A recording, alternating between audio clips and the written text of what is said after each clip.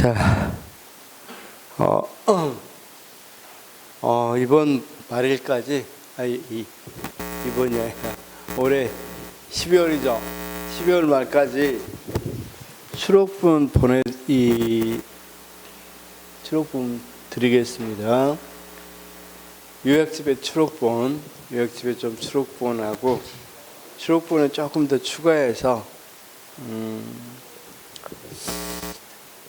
쌤, 이제 제가 보니까 지방정은 세 부분 하면 끝나는데 사실은 한 3일 정도, 그러니까 3번 정도, 3번에서 4번 정도 하면 끝날 것 같아서 이거 끝나고 한번 전체적인 모의고사, 전체적으로 문제를 한번 풀어보겠습니다. 기본 문제를 그러니까 행정학 처음부터 총론부터 쭉 문제를 내서 전체 한번 풀어보는 시간 갖도록 하겠습니다.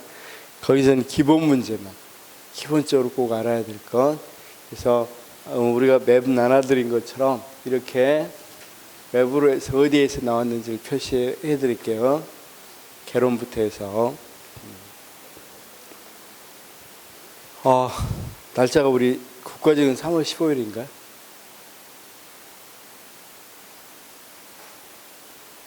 아직 안 나왔나? 나왔는데 잊어버렸어요. 자, 3월 15일 맞죠?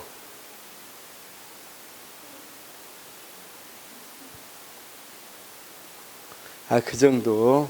지방직은 아직 안 나왔죠? 지방도 6월? 그 다음 국영수가 좀 변한다고 그러는데 내후년부터 변하죠. 내년에 다 합격해야 되겠네. 자, 선생님 지금 주민자치단체자치까지 다 알겠죠? 그래서 우리가 그 다음 이제 이 지방자치 필요성과 보충성의 원리, 이 부분을 조금만 이야기해 보면, 방금 우리 지방자치 필요성 문제 풀어버렸죠. 아까 지방자치가 왜 필요한지 문제 풀어버렸죠. 근데 조금만 보면, 자, 지방자치의 필요성, 아까 필요성은 이야기했는데 뭐 하기 위해서 필요하다? 민주주의를 활성화시킬 수 있다. 그렇죠? 그다음 효율적으로 행정을 운영할 수 있다. 뭐 이렇게 이야기 됐는데 특히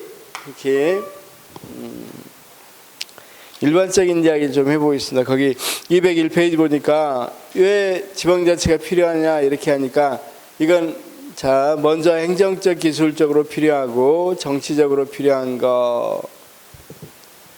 자, 효율성이 증진될 수 있어요. 그 다음 정책 실험장이 될 수 있다. 이게 무슨 말이냐면, 자, 우리나라가 의원 내각제를 하면 어떻게 될까, 지금? 굉장히 혼란스럽겠죠. 그런데 생각해봐. 미추홀구 한번 해봐. 미추홀구를 의원 내각제 형태로 해봐. 그러면 그 혼란은 미추홀구에만 극한되는 거죠. 아니, 국가적으로 하면 엄청나게 손해잖아. 근데 여기서 손해나면 크게 손해나는 건 아니잖아. 그러니까 이런 실험을 통해서 뭐 할 수 있겠어? 또는 정책 같은 것도 여러분 이런 데서 해보고 잘 되면 국가에 적용하면 되겠죠. 이렇게 정책 실험장 역할도 해준다. 그래서 필요하다. 이런 거고, 정치적 필요성에서는 민주주의성을 증진할 수 있다. 자, 지방자치와 민주주의 관계는 주민 참여에 초점이 있고 민주주의 훈련장이 될 수 있다. 그러니까 우리가 뭐 해봄으로써 우리가 대표를 뽑아보고 또 그죠? 거기에 따라서 자신들이 참여해보면서 민주주의 훈련장이 될 수 있다. 사회보장 및 전제정치의 방파제, 아까 파시즘 같은 걸 방지할 수 있다는 거죠. 전제정치 방파제. 정치적 혼란에 대한 완충 장치를 할 수 있다. 전국이 혼란스러워도 자, 지방이 권한이 강해서 다스리면 여기까지 내려오지는 않죠. 미국 같은 경우가 대표적인 경우잖아. 주가 워낙에 주정부가 다 각각 독자적이다 보니까 여기서 아무리 큰 소란이 일어나도 다른 주는 평온하죠. 우리나라 같으면 굉장히 많이 옆으로 이렇게 번지고 그럴 건데 주가 다른 정책을 하고 다른 입장이기 때문에 다르단 말이에요. 지역이기주의 고객이 훼손될 수 있다. 자, 특히 이제 제일 걱정하는 게 지역이기주의야. 지방자치단체를 하게 되면 지역이기주의. 그 다음 외부 효과 산업이 기피될 수 있다. 그렇죠? 외부 효과는 뭐 할 때, 자, 거기 보니까 뭐라고 그랬어? 외부 경제가 발생하는 경우 지방자치가 투자를 기피하고 문제를 방치하여 책임을 전가한다. 불량자 고용을 열심히 하는 자치단체에서 전국에 수많은 불량자들이 모여드는 현상이 발생하기 때문에 해당 지방자치단체는 이와 같은 사업을 기피하게 될 수도 있겠죠. 많은 갈등과 시간 비용이 든다. 다음 규모 경제가 실현이 곤란하기 때문에 규모 경제는 뭔지 알죠? 규모 경제는 규모가 어느 정도 있어야 되는데, 자, 우리가 이러잖아. 만약에 어떤 걸 구입하더라도, 국가가 어떤 걸 구입하더라도 전체를 다 구입하는 것이 더 훨씬 싸게 구입할 수 있겠죠.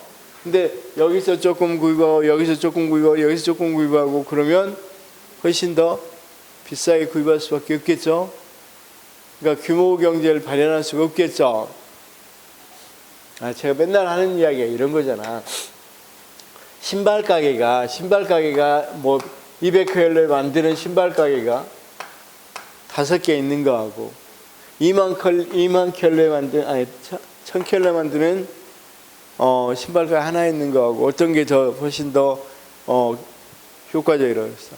경제적으로는 하나 있는 게 더 훨씬 더 효과적이겠죠. 여기는 5군데 다 뭐가 필요하겠어요. 이를테면 직원이 필요하겠죠. 만약에 이 보안 직원들이 필요하단 말이야.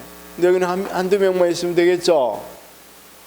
또 여기서 마찬가지 다 전선이 다 들어가야 되겠지만 또는 전기를 다 켜야겠지만 여기는 그런 것 하나만 켜도, 그러니까 여기 2-3개에 해당되는 것만 켜도 되겠죠. 그래서 그런 것들은 규모 경제라고 그래. 여기까지 이제 알겠고, 이것만 조금 봅시다. 이건 외울 거야. 나중에 외워도 되는 건데 지금 이를테면 그럼 도대체 관계 긍정설을 주장한 사람은 누구고 관계 부정설을 주장한 사람은 누군지 거기 보면 되겠죠. 그런데 이건 지금 알 필요는 없어요. 학자들은 지금 외울 필요 없겠죠. 근데 대표적으로 관계 긍정설을 주장한 사람은 거기 있는 거, 자, 토크빌 있죠. 그다음 밀, 라스키, 이 정도만. 그 정도도 알아둘 필요 없습니다. 그냥 그런 게 있다, 이 사람들 있다, 이런 거 보고 관계 부정설을 주장한 사람도 랭가드라든가 이런 사람들이 있다는 것만 알아두시면 되겠죠. 그 다음 이건 좀 알아야 돼. 밑에 건 지방자치와 민주주의 관계에서 이제 이건 법적으로 이야기한 거, 지방자치 긍정 입장이 쿨리의 법칙인데, 디트로이트 시와 미시간주 사이에 벌어진 소송, 그러니까 미시간 주정부에 디트로이트 시가 있단 말이야, 그렇죠? 그럴 때, 자, 여기 이제 디트로이트 시의 자치권은 절대적인 거다 이렇게 인정을 해줬어. 그러니까 자치권을 긍정했던 이 판결이 쿨리의 법칙, 미국의 홈룰 운동입니다, 이건. 자, 그 다음 오츠의 분권화 정리, 거기 티브 가설, 보충성의 원리, 이런 것들은 긍정이다. 근데 부정을 외우는 게 훨씬 쉬워요. 부정은 딜런의 법칙. 이 딜런의 법칙도 어떤 거냐면 판결이야, 판결. 외국은 판사 이름을 이렇게 불러. 판사 이름. 그래서 무슨 딜런의 법칙 이렇게 해서 딜런이란 판사가 주정부하고 지방정부하고 싸울 때 어디에 대해서 힘을 실어준 거야? 주정부가 준 거다. 지방정부에 준 거다. 이렇게 이야기합니다. 그 다음 영국의 월권의 법리. 그쵸? 그래서 영국의 월권의 법리는 지방자치단체가 주어진 것 이상으로 하면 월권이다. 그러니까 주어진 것만 해라. 이런 거죠. 자, 그래서 이제 지방자치에서 가장 많이 쓰이는 원리 중에 하나가 보충성의 원리가 있어요. 이것만 좀 잘 이해하시면 돼. 여기서는 이것만 좀 잘 이해하시면 되는데,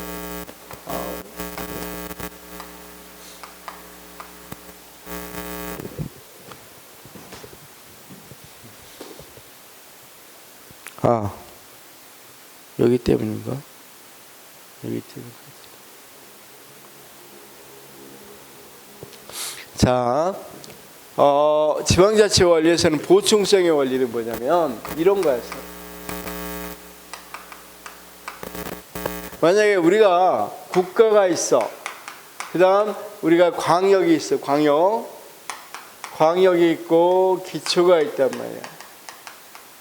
그러면 일단 이 업무가 중복된다고 합시다. 거기 만약에 또는 여기에도 할 수 있고 여기도 할 수 있으면 일단은 제일 먼저 어디서부터 먼저 해본단 말이야. 기초에서 가장 먼저 해보고 그게 안 될 것 같으면 누가 나서라? 광역이 나서라. 그럼 여기서도 광역이 이제 여기서 했다 합시다. 광역이 나서 보고 그래도 안 되면 국가가 개입하라. 이게 보충적으로 개입해야 된다.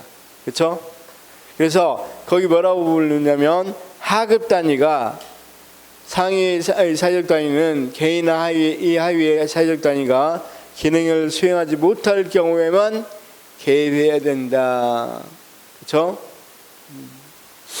그래서 이제 이걸 무슨 원리라고 그런다고? 누가 먼저 해야 된다? 그렇죠. 하급 단위가 먼저 해야 된다. 먼저 해보고 안 되면 상급 단위가 해라. 이거죠. 보충해서 해라는 보충성의 원리입니다. 이게 사후적 사전적 보충성은 좀 의미가 없어요. 이건 뭔 말이냐면 해보고 안 되면 과거에 너네가 해라. 이건 사후적 보충성이고 사전적 보충성은 안 될 것 같아 조금 힘들 것 같으면 미리 뭐 해라? 지원해 주라. 이런 거야. 그러니까 큰 의미 없습니다. 그냥 보충성의 원리만 외우면 됩니다. 그러니까 보충성의 원리는 지방자치에서 굉장히 중요하겠죠. 그 원리는 세상에 카톨릭 교회의 사회 회칙이기도 하대요. 사회 회칙. 그래서 거기 203페이지 제일 밑에 40주년 제79절에 개인의 자력으로 완수할 수 있는 일을 개인에게서 뺏어서 사회에 제공하는 것이 큰 잘못인 것과 같이 사회의 더욱 작은 단위 조직이 할 수 있는 일을 보다 큰 단위의 조직이 뺏어서는 것은 부당하고 악이며 사회의 혼란을 야기한다. 그러니까 얘들이 할 수 있는 거 얘들이 뺏지 말라는 거죠. 그렇죠? 이게 보충성의 원리랍니다. 그건 가톨릭 회칙뿐만 아니라 유럽 지방자치 현장이라든가 세계 지방자치 현장에 모두 다 들어있다. 자, 우리나라도 그래서 204페이지 제일 밑에 봐봅시다. 제일 밑에 뭐라고 되어 있냐면 지방자치법에는 11조 2항에 뭐라고 되어 있습니까? 국가는 사무를 배분하는 경우 지역주민 생활과 밀접히 관련 있는 사무는 원칙적으로 시군 및 자치구 사무로, 시군 및 자치구가 처리하기 어려운 사무는 시도의 사무로, 시도가 처리하기 어려운 사무는 국가의 사무로 각각 배분한다. 이렇게 돼 있죠. 보충성 원칙이 규정이 명시되어 있고, 그 다음 205페이지 제일 위에 보니까 시도와 시군 및 자치구는 사무를 처리할 때 겹치지 아니하도록 하며, 사무가 서로 겹치면 시군 자치구에서 먼저 처리한다. 그러니까 사무가 겹치면 어디가 먼저 한다? 그렇죠. 시군 자치구에서 먼저 처리한다. 그렇죠? 그래서 우리가 보충성의 원리만 좀 알아두시기 바랍니다. 다른 건 알 필요 없고, 여기 보충성의 원리. 자, 지방자치 필요성 받고 보충성의 원리 봤습니다. 보충성의 원리. 지방정 어려운 부분이 거의 없어요. 그냥 거의 대부분 암기입니다. 암기. 이해 못할 부분도 크게 없고. 자, 이제 이런 부분만 조금 알아두면 돼요. 신중앙 집권화하고 신중앙 집권화하고 신지방 분권화. 집권화와 신지방 분권화.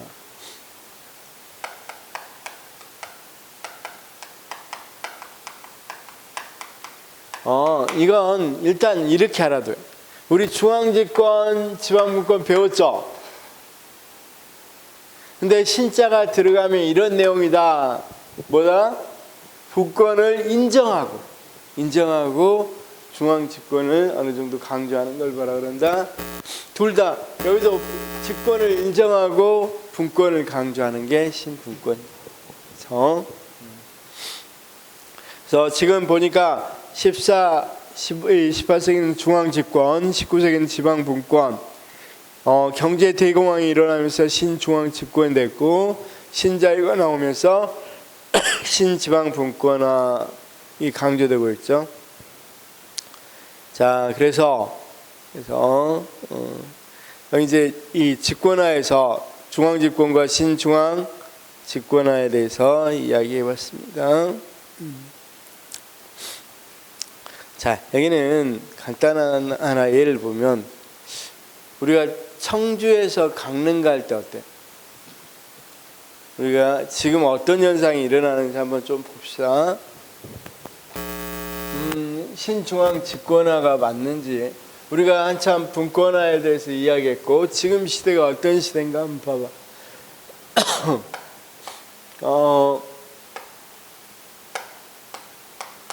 우리 선생님 청주라고 그래봐. 청주에서 어디 갈 때?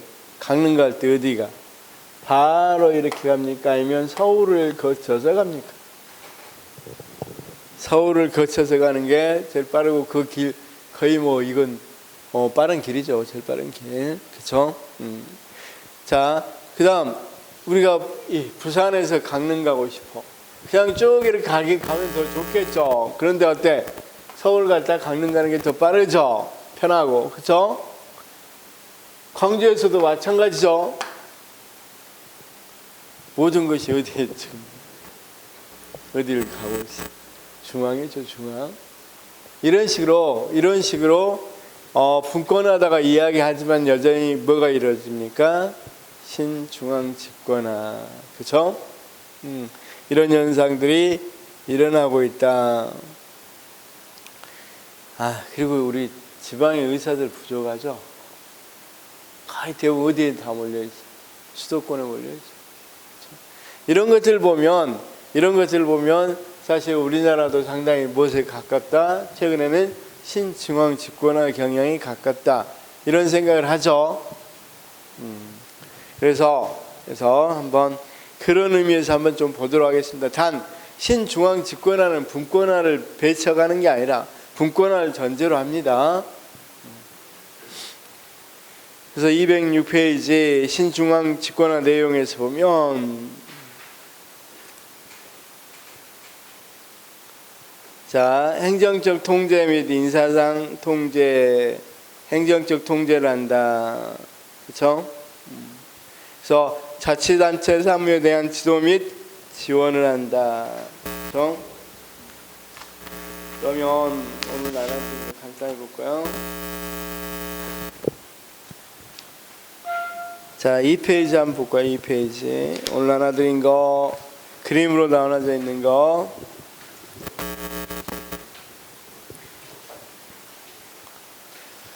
자.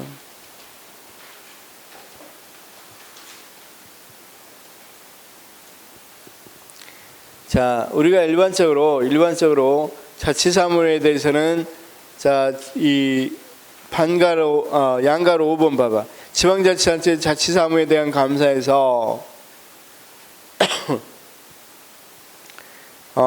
위에 자치단체 사무에서 여러 가지 뭐가 있어? 쌤, 지도와 지원 또는 지도와 감독이 쭉 있죠. 그렇죠? 특히 여기서는 당연히 이런 생각을 하시면 돼. 그냥 여기는 그냥 이런 생각 해봅시다. 국가가 뭐 했을 때, 국가가 유임한 사항은 뭐 할 수 있겠어? 당연히 그렇죠. 국가가 유임한 사항은 당연히 어느 정도 지도 감독할 수 있겠죠. 그건 당연하다고 생각하겠죠. 근데 자치사무는 어때? 자치사무는 그냥 하나만 알아두면 자치사무는 어떨 때 하는 겁니까? 자치사무 법령에 위반을 했을 때만 주로 감사해야 되겠죠.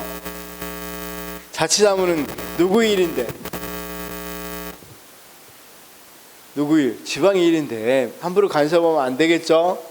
그래서 어떤 거 할 때만 법령에 위반되는 것은 우리가 어떻게 할 수가 없죠. 자, 그래서 그런 부분만 좀 봐두시면 좋겠습니다. 그다음 어떤 거 거기 이것 좀 봅시다.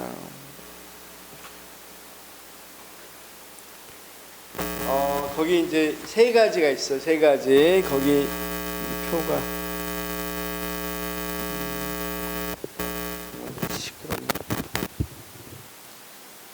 거기 한번 이 봐봐. 우리가 보통 두 번째 국가사무 처리의 지도 감독도 하고 회계 감독도 한다고 그랬으니까 회계 감사를 할 수 있고, 네 번째 보니까 지방자치장에 대한 직무 이행 명령과 시정 명령 이런 게 있죠. 그렇죠? 자, 그러면 이렇게 해봅시다. 지금 중앙과 지방이 주로 나누고 있습니다. 중앙은 자, 우리가 이 관련 부처입니다. 행안부 장관 아닙니다. 관련 부처.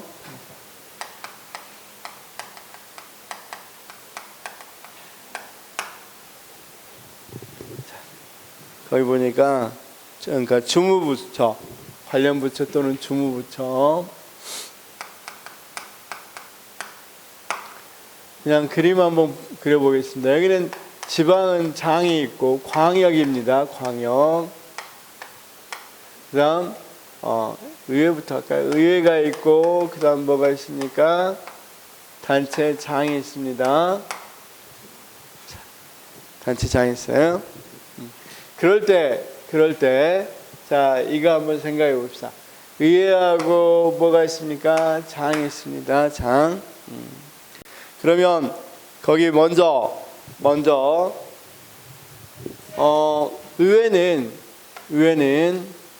의회가 만약에 법령에 위반됐다. 위법하고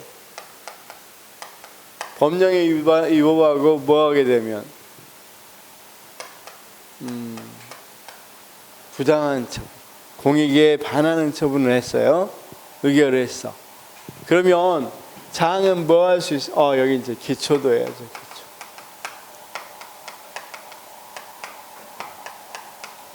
장은 뭐 할 수 있겠어? 제가 다시 한 번만. 인천시의회가 위법하는 행동을 했거나 공익에 반하는 행동을 했어. 그러면 이 장은 뭐 할 수 있어? 여기에 제의를 요구할 수 있겠죠. 제의. 그렇죠? 제의해주라. 그렇죠? 쉽게 해서 거부권을 행사한단 말이야. 제의 요구를 해. 그러면 이 제의 요구를 했을 때 또는 이럴 수 있어. 주무부처 환경부가 일을 맡겼습니다. 해라고 일을 맡겼는데 그걸 유법 부당하게 이 의회가 했어. 그리고 의회는 다시 장에게 뭘 요구할 수 있겠어? 제의를 요구할 수 있도록 주무부처 장관이 이걸 뭐한다? 제의를 누구에게? 이 단체장에게 대신 뭘 해줘라? 제의를 요구하게 돼 있어. 제의. 그러니까 다시 주무부처가 여기는 당연히 시도지사입니다. 시도지사에게 뭘 요구할 수 있어? 제의를 요구할 수 있단 말이야. 다시 이쪽에서 장에게 어디에 요구해라, 여기에 제의를 해라 이렇게 요구할 수 있어. 그렇죠? 그런데 자, 지금 첫 번째 경우입니다. 첫 번째 경우는 어떤 경우에 지방의회가 위법이나 부당을 행했을 때입니다. 자, 제의를 요구해서 이렇게 요구를 했다고 합시다. 요구를 했는데 제적의원 3분의 2 출석의원 3분의 2가 찬성을 해버렸어. 그럼 어떻게 됩니까? 통과가 되죠, 조례로. 그쵸? 그러면 이번에는 만약에 이렇게 이 통과가 되는 경우는 통과되는 경우는 여기 장은 뭐 할 수 있어? 이 조례에 대해서 대법원에 뭘 제소할 수 있어? 소를 제소할 수 있어. 그런데 단 뭐 할 때? 위법할 때. 부당할 때는 우리가 꼭 알아둬야 돼. 소는 부당해서는 제기할 수가 없어요. 여러분 이제 행정법을 봐서 알겠지만 소를 제기할 때는 법원에 소를 제기할 때는 위법일 때 제소하죠. 그렇죠? 그래서 여기는 뭐 할 때? 위법일 때. 자, 여기까지 이해가 됐죠? 다시 한번. 그러면 여러 가지 이야기가 있겠죠? 선생님, 여기 중앙부처가 제의 요구를 했는데 장이 제의 요구를 안 받으면 어떻게 합니까? 이런 문제도 있을 거고. 그쵸? 자, 여기 장이 제의 요구를 해놓고 통과시켰을 때는 장도 대법원에 제소할 수 있는데 이 대법원에 제소를 안 하고 있어. 누가? 장이. 이 둘이 생각한다고 안 하고 있으면 안 되겠죠. 그러면 이것에 대해서 주무부처가 직접 제소할 수 있을지. 그쵸? 자, 봐봐. 여기서 직접 제소 가능합니다. 직접 제소도 가능해요. 그냥 대법원에. 그 다음 무엇도 가능해? 물론 여기서 제의 요구를 안 받아준 것에 대해서 소가 가능해요. 근데 그런 경우는 많지 않기 때문에 그냥 포기하고 여기도 직접 제소가 가능하다 안 하다? 가능하다. 그러면 지금 중앙에서는 상당히 뭐하고 있어? 지방을 많이 통제하고 있죠. 그럼 여기서는 어떤 문제가 있을까? 기초의회가 위법부당을 했다. 그럼 어떻게 하면 되겠어? 기초의회가 위법부당을 했다. 그러면 여기 기초단체장이 뭘 요구하겠어? 제의를 요구하겠죠. 그 다음 여기 단체장이 여기에 뭘 요구할 수 있어? 제의해라고 요구할 수 있겠죠. 여기에게도. 그런데 여기도 또 3분의 2로 통과했는데 이 통과가 여기도 역시 위법할 때만 무엇에 제소할 수 있어?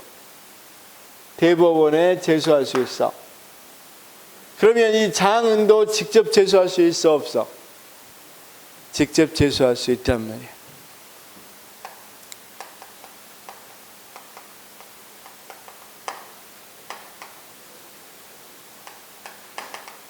제소할 수 있어. 자, 지방의결. 그럴 때 여기 이런 거 봐두십시다. 며칠 이내에 제소할 수 있냐면 20일입니다. 20일. 여기 제소할 수 제의할 수 있습니다. 여기 제소할 수 있는 경우도 며칠, 소를 제기할 수 있는 경우도 20일. 20일.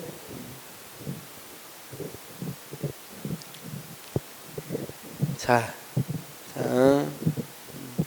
여기까지 이해는 됐어요. 이게 첫 번째입니다. 이게 지금 어떤 것과 중앙과 지방에서 신중앙 집권화에서 보면 이렇게 어느 정도는 누가 중앙부처에서 이렇게 통제하고 있단 말이야. 그렇죠?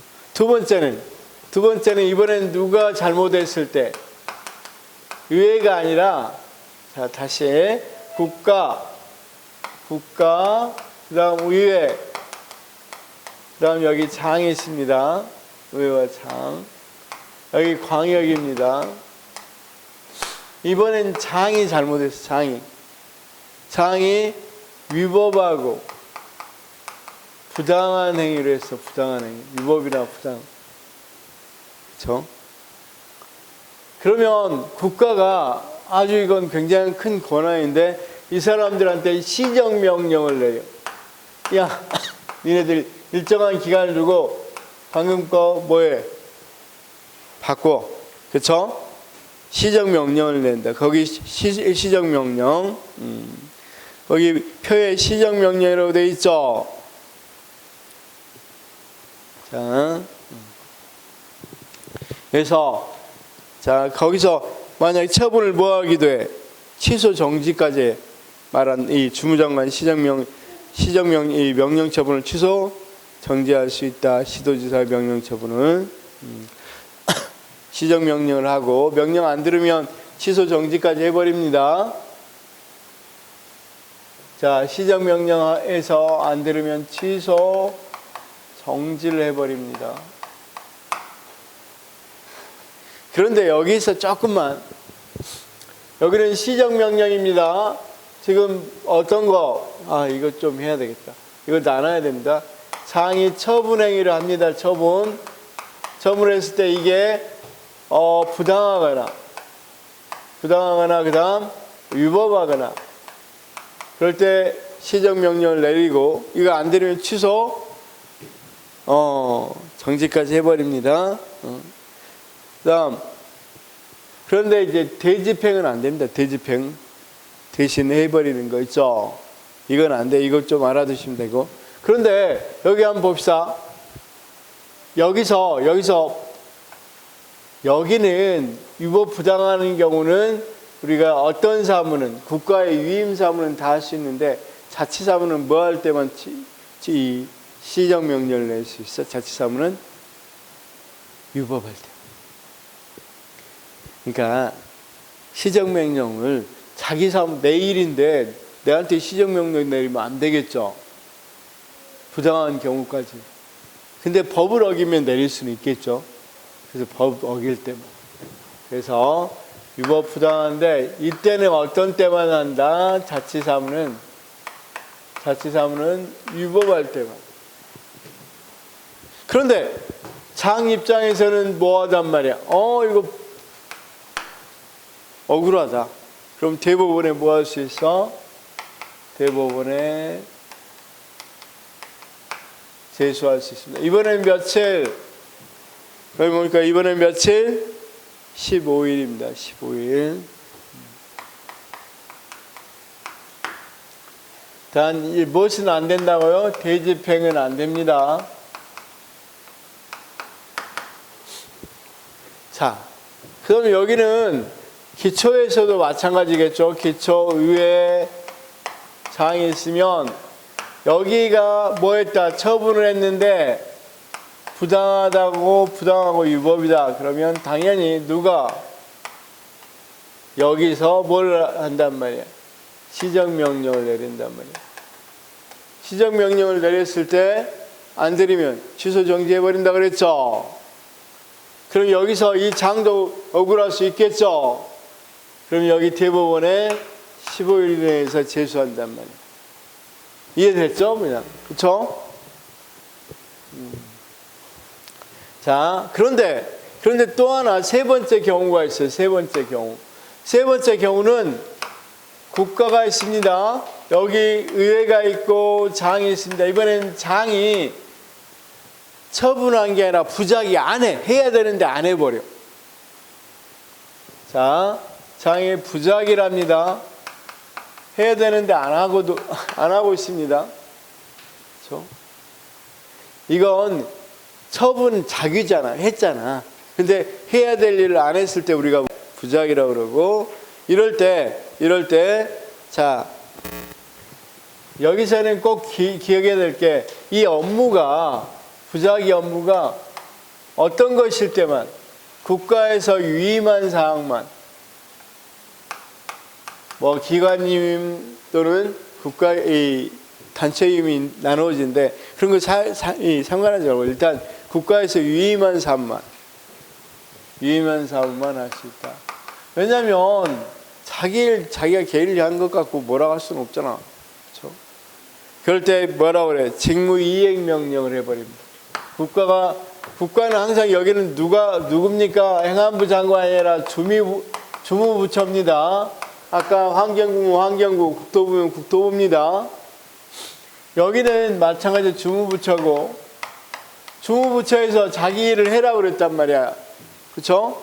여기 뭐 좀, 통장이 아니라 이 징집영장 좀 나눠주라고 그러는데 안 나눠줘. 그러면 뭘 한단 말이야? 이행명령을 해, 거기 직무이행명령 있죠? 직무이행명령을 내린단 말이야.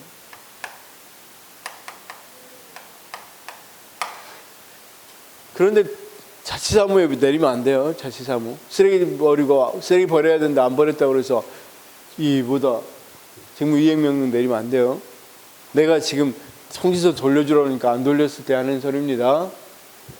그랬을 때, 자, 당연히 여기서는 이행명령을 말 안 되면 뭐까지 해? 대집행해. 대집행. 대신 집행해. 그럼 대신 집행하면 비용은 누가 들어야 되겠어? 국가가 대집행하면 대집행 비용은 누가 들어야 되겠어? 여기서 그렇죠. 장이 들어야 되겠죠. 지방자치단체가 해야 된단 말이야. 근데 장 입장에서도 뭐가 된단 말이야? 억울할 수 있겠죠. 그럼 역시 여기서도 어디에다가 대법원에 소를 제기할 수 있단 말이야. 그렇죠? 대법원에 소를 제기하는데 15일. 그다음 이 대집행해버리면 회복할 수 없잖아. 그러니까 집행정지도 할 수 있어. 대집행하지 마십시오. 이렇게. 그래서 거기 이행명령에 대한 집행정지. 이 대집행 말고 이 이행명령에 대해서 하겠다. 집행정지를 할 수 있어. 집행정지 신청까지 할 수 있습니다. 자, 그러면 여기도 마찬가지. 여기는 광역이고 기초입니다.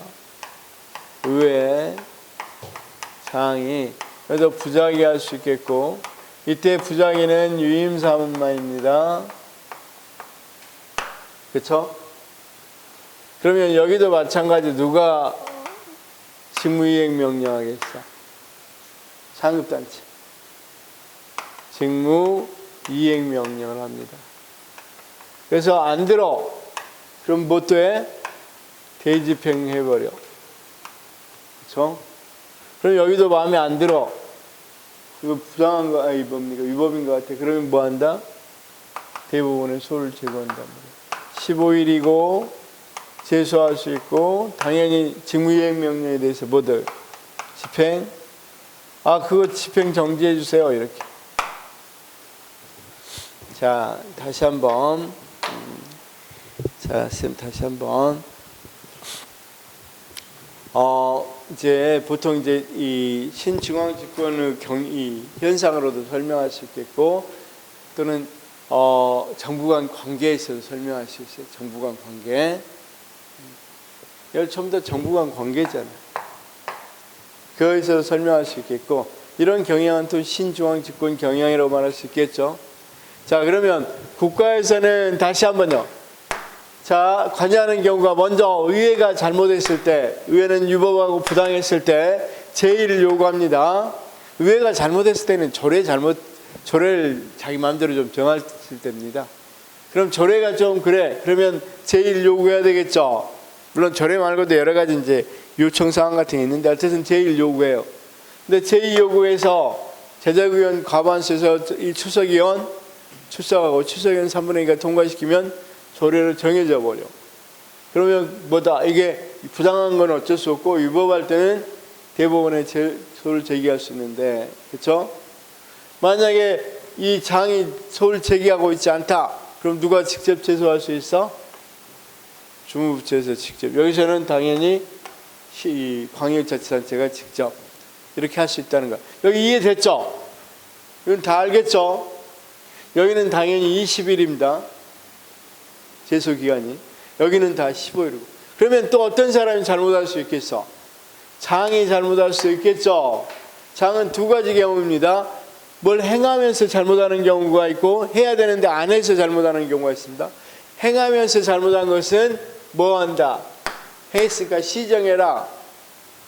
안 하고 했으면 이행해라. 이렇게 나올 수 있겠죠? 이 시정명령은 취소와 정지까지 시킬 수 있습니다. 단 대집행은 할 필요가 없겠죠? 대집행 안 됩니다. 그럼 여기서도 당연히 장이 뭐 했다? 억울하다. 그러면 어떻게 한다? 대법원에 소를 제기한다. 15일 안에 소를 제기한다. 그 다음 이번에 장이 부작위로 했을 때는 직무 이행명령이란 거 합니다. 자, 그래서 용어만 잘 알아두시면 되겠죠. 만약에 장이 처분을 잘못했다, 시정 안 하고 있다, 이행, 다 알겠죠? 그래서 이 정도로만 일단 알아가시면 됩니다.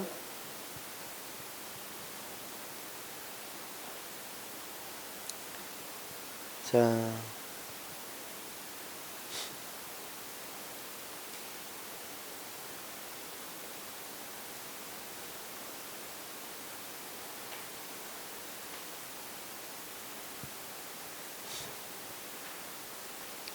그 정도로 알아두시면 되겠고, 또 그 다음 인사당 재정적 통제, 재정적인 건 뒤에 다 나옵니다. 넘어가도 됩니다.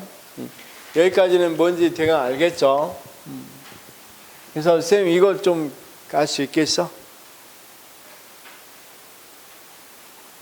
자, 그러니까 잘못한 경우는 이 지방에서 잘못한 경우는 세 개의 있잖아. 의회가 잘못한 경우, 의회는 자기 부작이 없잖아. 의회는 그냥 뭘 했을 때, 이번 부당하게 조례 만들 때 주로 많이 생긴다고 그랬죠. 그래서 이런 경우고, 여기는 장이 직접 하는 경우, 여기는 안 하는 경우. 그 다음에 이제 시험 문제 가장 많이 나오는 게, 여기는 이제 시험 문제는 많이 나오진 않아요. 좀 복잡하니까. 그렇지만 이런 경우가 있다는 거 알아두십시오. 이제 직무 이행 명령이란 거 할 때는 왜 이행인지 알겠죠? 뭐 할 때? 안 할 때. 시정은 했을 때, 문제가 있을 때. 했는데 문제가 있을 때. 자, 이행 명령은 부작위니까 자기 일을 안 하는 건 상관 안 하니까 위임 사무만 갖고 이야기하는 거고. 그렇죠?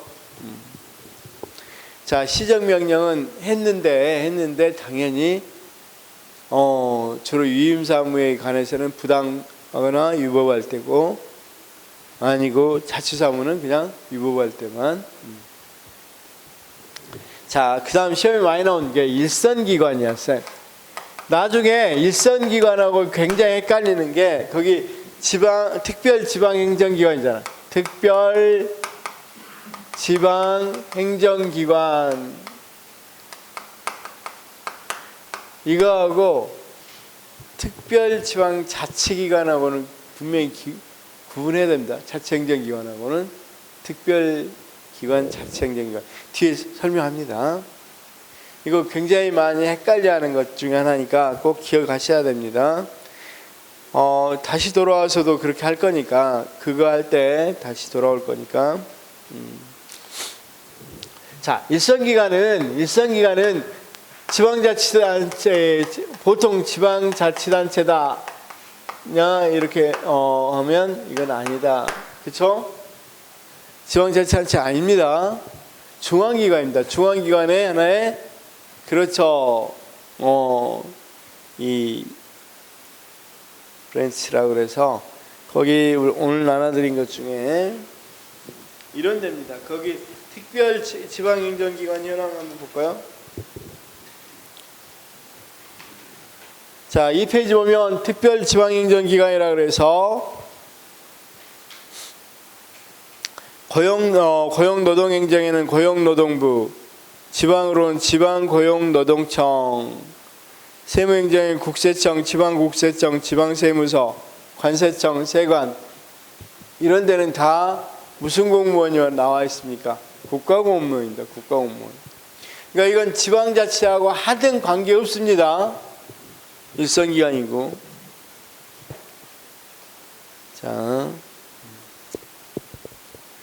자, 그러면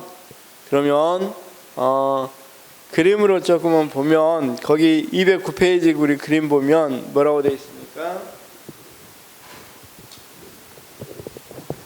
자, 국가하고 고유사무, 단체사무 쪽에 있는데, 지방분권, 중앙집권 이런 논의가 자, 거기 기관, 일선기관 한번 봐요. 국가하고 일선기관은 거기는 상하관계죠. 지금 우측에 있는 것들은 지방자치인데 지방자치하고 전혀 상관없죠. 자, 그래서 거기 특별 일선기관과 보통 일선기관은 우리가, 자, 여기 봅시다. 우리가 인천시청 이런 데는 보통 일선기관이야. 보통 일선기관에서 지방행정기관에서 주민으로 넘어가고, 거기 특별 일선기관 이렇게 쭉 있는데, 이런 것들입니다. 여기 그런 것까지는, 일선기관까지는 알 필요 없고 특별 일선기관만 보시면 돼. 특별 지방행정기관. 좀 헷갈리면 안 되니까.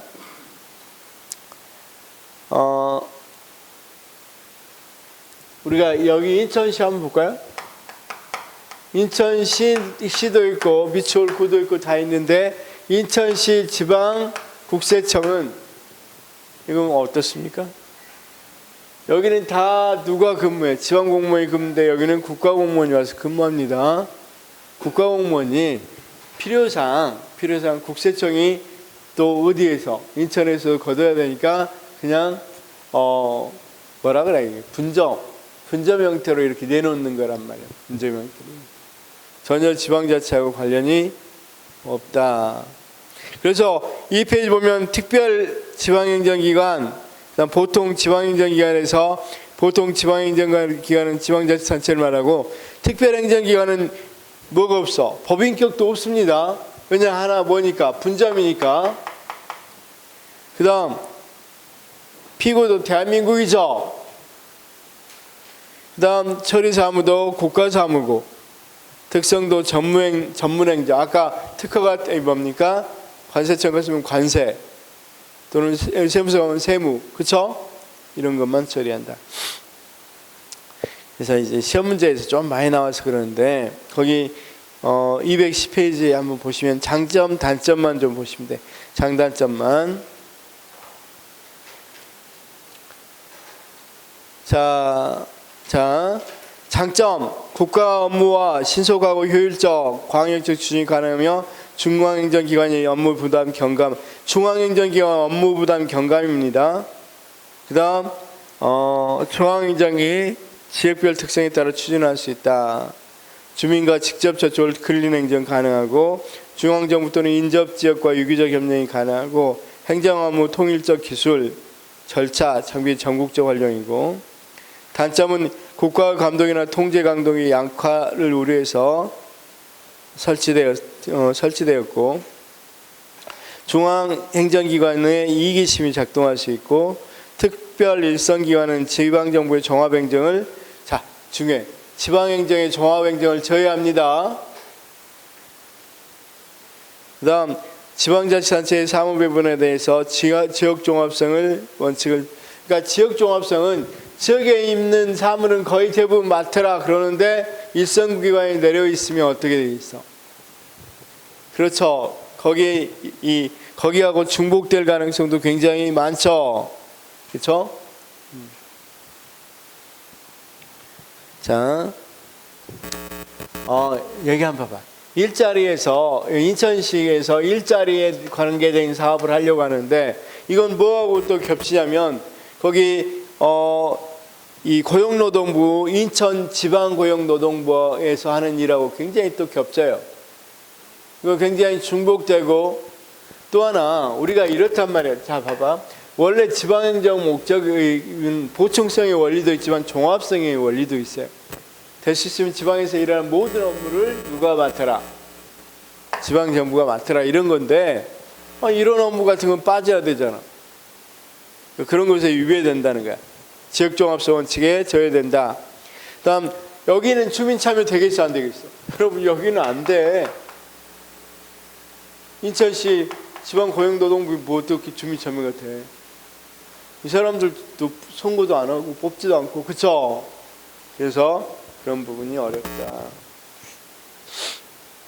그 다음 9번 보니까 중앙집권화 초래 및 중앙통제가 강화돼서 행정의 민주성이 저해될 수 있겠고 8번도 지방정부와 특별일선과 협조 조정이 어렵다. 서로 관할이 달리하니까 어렵죠? 자, 이 부분 좀 중요하니까 문제가 나오면 빨리 해결해 버립시다. 거기 문제만 좀 봅시다. 문제만.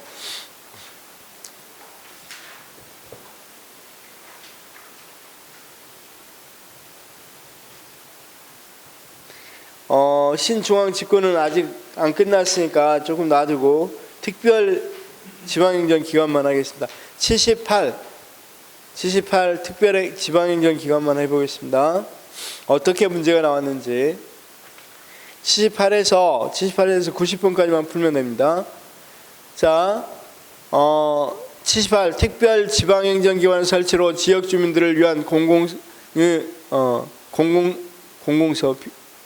공공서비스인데 공공서비스 책임행정이 약해진다. 특별 지방행정기관의 관할 범위가 넓을수록 이용자인 국민의 편의가 지금 말이 안 되죠. 그럼 관할 범위가 이렇게 컸다고 생각해봐. 인천시 지방국세청이 그럼 여기 있는 사람 여기까지 가야 되잖아. 여기 세워져 있습니다. 관할 범위가 적어야 우리가 금방 뭐 왔다 갔다 하니까 편리하겠죠.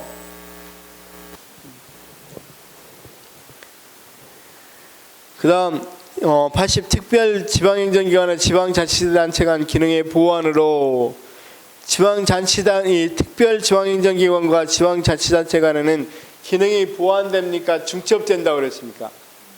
중첩된다고 그랬죠. 그래서 효율성을 제고할 수가 있다는 게 효율성을 떨어뜨릴 수 있는 단점이 있죠. 81번 특별 지방행정기관은 지방자치단체에서 별도로 설치한 지방자치단체에서 설치한 겁니까? 국가에서 설치한 겁니까? 국가기관에서 설치한 거죠. 82번은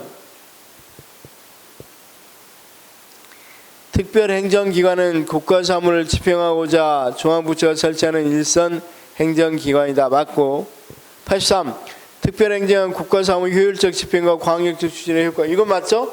국가사무에 84 특별행정기관은 중앙부처 감독을 용이하게 하지만 부처의 기준을 초래하는 요인이 되기도 한다. 그러겠죠? 중앙부처 입장에서는 85 특별행정기관은 지방분권과 지방자치 측면에서 볼 때 자치단체인 일선행정기관 책임행정구현을 공헌한 이게 틀렸죠? 86 특별행정기관은 일선행정기관의 기능중복을 하는 비율 이게 맞죠? 특별지방행정기관은 고유의 법인격은 물론 자치권도 가지고 맞죠? 법인권 자치권 없다고 그랬습니다. 특별지방행정기관은 관할 범위가 넓을수록 틀렸죠? 좁아야 된다고 그랬고 특별지방행정기관은 주민들의 직접 참여와 참여가 맞죠? 특별행정기관은 국가 거잖아. 마음대로 참여할 수 있는 거 아니죠? 특별행정기관의 예로 교도소, 세관, 우체국 맞죠? 그 다음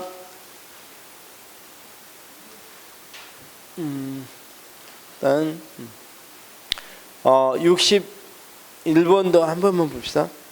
특별 지방행정기관은 국가의 사무를 집행하기 위해 설치한 일선 집행기관으로 고유한 법인격을 가지고 법인격 없다 그랬죠. 다음 62 특별 지방행정기관은 전문 분야의 행정을 보다 효율적으로 수행하기 위해서 설치하나 행정기관은 중복 맞죠? 특별 지방행정기 예로는 자치구가 아닌 일반 행정구가 있다. 이건 말도 안 되죠.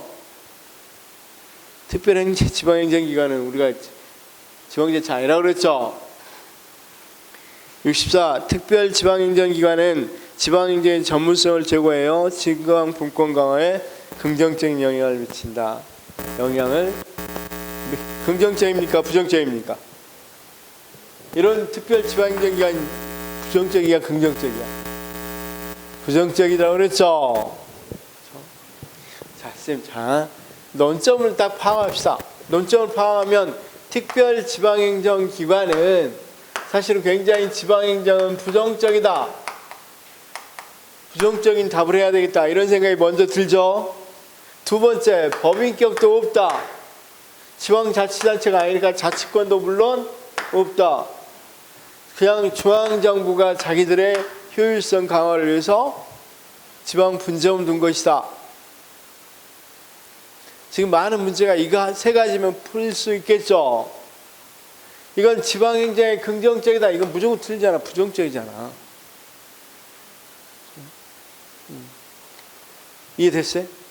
그 다음 당연히 이게 넓으면 넓을수록 뭐 우리가 찾아가기 너무 힘들잖아. 자, 이해됐을 거라고 믿고 좀 쉬었다가 우리가 아까 지금 광역행정에서 이 정부 간 관계를 좀 봤습니다. 그래서 누가 잘못할 때 같은 경우 지방의회가 자, 그 다음 자치단체장은 어떨 때 잘못이 있어? 뭐 할 때 우리가 발생할 수 있겠어? 처분할 때, 부작위할 때, 그쵸? 처분할 때 잘못한 것은 시정명령, 부작위에서 잘못하면 이행명령, 그쵸? 처분명령, 시정명령은 취소나 정지까지 할 수 있다고 그랬죠? 그래서 대집행은 안 되고, 이행명령 이행 안 할 수도 있으니까 대신에 하고 나서 거기 자치단체 장한테 돈 받으면 되겠죠? 이렇게 알아두시면 되고 좀 쉬었다가 그 다음 쌤 몇 번 문제 좀 풀어보려고 하냐면 방금 그 문제를 57, 58 나왔거든요. 거기 한번 풀어보겠습니다. 57번부터 60번까지 풀 거니까 그 다음 시간 시작하자마자 말씀해 주시기 바랍니다.